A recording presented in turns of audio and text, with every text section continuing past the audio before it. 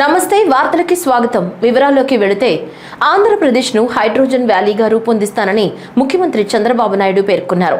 అమరావతిలోని ఎస్ఆర్ఎం యూనివర్సిటీలో green hydrogen summit 2025 జరుగుతోంది. సీఎం చంద్రబాబు పాల్గొన్నారు. ఈ క్రమంలో ఎనర్జీ కంపెనీల ఎండీ, సీఈఓలతో ప్రత్యేకంగా సీఎం సమావేశమయ్యారు. సమావేశంలో నీతి ఆయోగ్ సభ్యుడు సారస్వత్ పాల్గొన్నారు. ఈ సందర్భంగా సీఎం చంద్రబాబు మాట్లాడుతూ మీ ఆలోచనలు, ఆవిష్కరణలు తెలుసుకోవడానికి వచ్చానన్నారు. విద్యుత్ సంస్కరణల్ని మొదట్లో ప్రారంభించింది తానేనని సీఎం చంద్రబాబు గుర్తు చేశారు. సంస్కరణలు అమలు చేసినందుకు అప్పట్లో అధికారం కోల్పోయామన్నారు. తక్కువ ఖర్చుతో హరిత విద్యుత్ తయారీ, స్టోరేజీపై దృష్టి పెట్టాలన్నారు. గ్లోబల్ వార్మింగ్ దృష్ట్యా గ్రీన్ హైడ్రోజన్ ప్రాధాన్యం పెరిగిందన్నారు. కేంద్రం కూడా గ్రీన్ హైడ్రోజన్ కు ప్రత్యేక ప్రాధాన్యం ఇస్తుందని తెలిపారు. New technologies, new innovations, ultimately how to reduce the cost of energy. Second angle, because of global warming, how to go for green energy. Once green energy, then time towards downstream industries, storage, ammonia, ethanol, so many innovative ideas. So I am very happy to listen all of you. 2 days you are going to be here. We are having a clear policy. Even our Prime Minister is working in a big way. 500 gigawatt capacity on green energy. That is his mission with the downstream product also. What all you recommend? And then we'll start working in that direction. I am very happy as a planning Niti Aayog member has rightly mentioned. Andhra Pradesh will be hydrogen valley. I am assuring you that it will happen. Towards that, how to bring all technologies for convergence and innovations for convergence. Both will work it out. Every year, if necessary, we will review our performance also from now onwards. Benchmarking. Where are we? Next year, what is the target? Then, how to move forward. You want to do any experiments, best place is Andhra Pradesh. I am assuring you, you test all your R&D research here. And then we'll implement any innovation. You need proof of concept. Otherwise, it is only innovation. That proof of concept will produce here and we'll scale it up. We'll take nationally, globally, wherever it is having demand. So I'm very happy for that today because there is a seminar also. We'll go there. After that, you will have discussion. After 2 days discussions, what all you recommended, my chief secretary is looking after energy. He is also having long standing in energy department. I think he is the senior most energy secretary in the country. He is the senior most. So I'm very happy to associate with you. We'll work together. SC, ST ఉద్యోగుల ప్రమోషన్లలో rule of reservation అమలుపై మంత్రుల committee సమావేశం సచివాలయంలో జరిగింది. ఈ సమావేశంలో పౌర సరఫరాల శాఖ మంత్రి నాదెండ్ల మనోహర్, మంత్రి డోలశ్రీ బాల వీరాంజనేయ స్వామి, మంత్రి గుమ్మిడి సంధ్యారాణి, మంత్రి అనగాని సత్యప్రసాద్, సత్యకుమార్ యాదవ్ పాల్గొన్నారు. సమావేశంలో క్రింది అంశాలపై సమగ్రంగా చర్చ జరిగింది. కమిటీ ఈ అంశంపై మరింత లోతుగా అధ్యయనం చేసి తుది నిర్ణయం తీసుకోవాలని భావిస్తూ త్వరలో మరోసారి సమావేశం నిర్వహించేందుకు నిర్ణయం తీసుకుంది.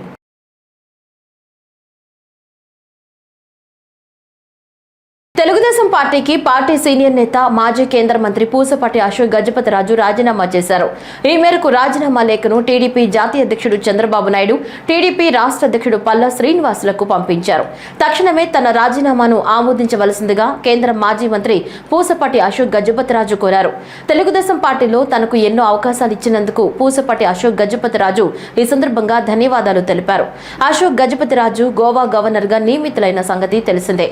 రాష్ట్రపతి ద్రౌపది ముర్ము జూలై 14న ఆయనను ఈ పదవికి నియమిస్తూ ఉత్తర్వులు జారీ చేశారు. ఈ నేపథ్యంలో ఆయన తెలుగుదేశం పార్టీకి రాజీనామా చేశారు. సంక్షేమం, అభివృద్ధి రెండు కళ్లుగా కూటమి పరిపాలన సాగుతోందని మున్సిపల్ శాఖ మంత్రి పొంగూరు నారాయణ తెలిపారు. అనంతపురంలో ఆయన విలేకరులతో మాట్లాడుతూ మేనిఫెస్టోలో చెప్పిన విధంగా సంక్షేమ పథకాలు తూచా తప్పకుండా అమలు చేస్తున్నామన్నారు. ఆగస్టు 15 నుంచి మహిళలకు ఉచిత బస్సు ప్రయాణ సౌకర్యం కల్పిస్తున్నామని తెలిపారు. రాష్ట్ర అభివృద్ధి జరిగితేనే యువతకు ఉపాధి అవకాశాలు పెరుగుతాయన్నారు. సీఎంకు ఉన్న అపార అనుభవంతో రాష్ట్రాన్ని ముందుకు తీసుకువెళుతున్నారని తెలిపారు. గత ప్రభుత్వం మున్సిపల్ శాఖలో అనేక అవకతవకలకు పాల్పడిందని ఆరోపించారు. ప్రజలపై చెత్త పన్ను వేసి ఆ చెత్తను కూడా తీయకుండా వెళ్లిపోయారని విమర్శించారు. హామీ ఇచ్చిన విధంగా తమ ప్రభుత్వం చెత్త పన్ను తీసేసిందని మంత్రి నారాయణ పేర్కొన్నారు. రాష్ట్రపతి ద్రౌపది ముర్ము చేతుల మీదుగా ఏపీ మంత్రి నారాయణ స్వచ్ఛ సర్వేక్షణ్ అవార్డులు అందుకున్నారు.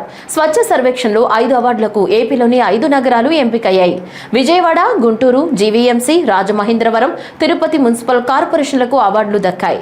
శుక్రవారం న్యూఢిల్లీ విజ్ఞాన్ భవన్లో కార్పొరేషన్ల కమిషనర్లతో కలిసి మంత్రి నారాయణ రాష్ట్రపతి చేతుల మీదుగా అవార్డులు అందుకున్నారు.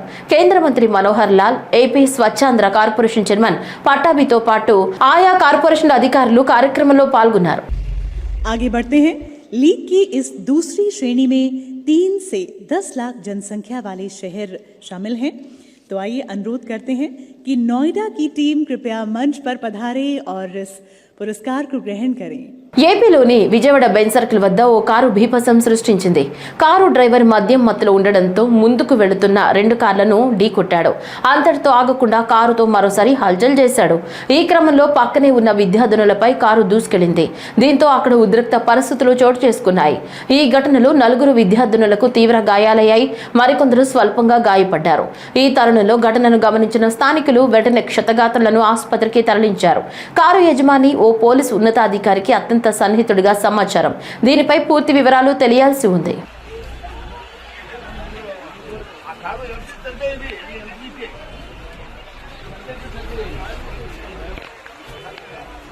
AP skill development corporation Kesineni foundation ఆధ్వర్యంలో పిబి సిద్ధార్థ కాలేజీలో మెగా జాబ్ మేళా జరిగింది. జాబ్ మేళాలో 2000 మందికి ఉద్యోగ అవకాశాలు కల్పించేందుకు ఇంటర్వ్యూలో 40 కంపెనీలు ఏర్పాటు చేశారు. ఈ జాబ్ మేళాను MP Kesineni Sivanath, MLA Gadde Rammohan, collector Lakshmi Shah ప్రారంభించారు. ఈ కార్యక్రమంలో పలువురు పాల్గొన్నారు. ఈ సందర్భంగా ఎంపీ కేశినేని శివనాథ్ మాట్లాడుతూ రాష్ట్రంలో యువతకు 20 లక్షల ఉద్యోగాలు అవకాశాలు కల్పిస్తామని ఇచ్చిన హామీను అమలు చేసే విధంగా CM Chandrababu, deputy CM Pawan Kalyan, మంత్రి నారా లోకేష్ కృషి చేస్తున్నారని, ఆంధ్రప్రదేశ్లోని ప్రతి ఒక్క నియోజకవర్గంలో జాబ్ మేళాలను నిర్వహించేందుకు ఎన్డీఏ కూటమి ప్రభుత్వం చర్యలు తీసుకుంటుందన్నారు. ఎమ్మెల్యే గద్దె రామ్మోహన్ మాట్లాడుతూ యువతకు ఉద్యోగ అవకాశాలు కల్పించేందుకు కేశినేని ఫౌండేషన్ స్కిల్ డెవలప్మెంట్ ఆధ్వర్యంలో జాబ్ మేళా జరగడం ఆనందంగా ఉందన్నారు. ఇవాళ ఆంధ్రప్రదేశ్ ప్రభుత్వం AP skill development corporation SEEDAP ఆధ్వర్యంలో కేశినేని ఫౌండేషన్ సహకారంతో ఇవాళ జాబ్ మేళా విజయవాడ తూర్పు నియోజకవర్గంలో విజయవాడ నగరవాసులందరికీ అందించడం జరిగింది. మేము గౌరవ ముఖ్యమంత్రి గారు 20 లక్షల ఉద్యోగాలు కల్పించే ధ్యేయంగా ఈ ప్రభుత్వం పనిచేస్తుంది. కూటమి ప్రభుత్వం పనిచేస్తుంది ముఖ్యమంత్రి గారి నేతృత్వంలో. దానిలో భాగంగానే ఈ మెగా జాబ్ మేళా ప్రతి నెల ఒక నియోజకవర్గంలో ఎన్టీఆర్ జిల్లాలో ఉన్న 7 నియోజకవర్గంలోనూ జాబ్ మేళా పెట్టే విధంగా క్యాలెండర్ కూడా రూపొందించడం జరిగింది. వీటిలో మేము కూడా ఎమ్మెల్యే గారు కానీ నేను కానీ పార్టిసిపేట్ అయ్యి ఎక్కువ మందికి అవేర్నెస్ వచ్చే విధంగా మేము కూడా పార్టిసిపేట్ అవుతున్నాం. ఎక్కడికక్కడ ఎమ్మెల్యేలకు కానీ ఎంపీలకు కానీ. ఎందుకంటే ఇవాళ విజన్ 2047 కానీ, వికసిత్ భారత్ 2047 కానీ, స్వర్ణాంధ్ర 2047 కానీ రావాలి అంటే అది ఇక్కడ ఉన్న యువకులు వల్లే, ఇక్కడ ఉన్న విద్యార్థుల వల్లే సాధ్యం. కాబట్టి వాళ్ళందరూ కూడా కాలేజీ అయిపోగానే రైట్ డైరెక్షన్లో నడవాలని గౌరవ ముఖ్యమంత్రి గారి కోరిక. అదేవిధంగా జాబులే కాదు, స్కిల్ డెవలప్మెంట్ ఇచ్చి ఎంటర్ప్రెనర్ల కింద కూడా తయారు చేయాలని గౌరవ ముఖ్యమంత్రి గారి యొక్క కోరిక.